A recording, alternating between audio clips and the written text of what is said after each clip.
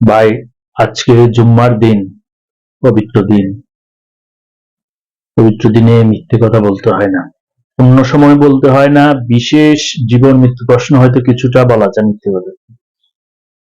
সামাজিক কাজে, বৃহত্তর কাজে মিথ্যে কথা বলতে হয় না। জুমার নামাজ পড়লাম, যেটা প্রচলিত খুশি লাগলো নামাজ শেষে, যেটার আমি পছন্দ করি না, ধর্ম নিয়ে ব্যবসা, ধর্মের নামে ধান্দাবাজি, হ্যাঁ, রাজাকারী, স্বাধীনতা বিরোধীদের আস্ফালন, এগুলো আমি পছন্দ করি না ব্যক্তিগতভাবে। তাই পোস্ট দিই, আমি কোনো রাজনীতি করি না।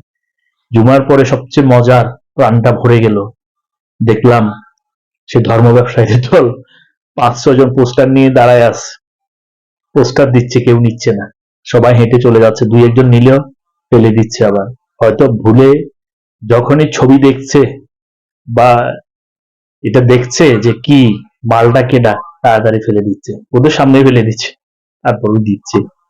আমি জানি না ঢাকার পরিস্থিতি, আমার মহল্লায় অবস্থা, অন্যান্য মহল্লা বা সারা বাংলাদেশে কি অবস্থা জানি না। যাই হোক, খুশি লাগলো, ভালো লাগলো।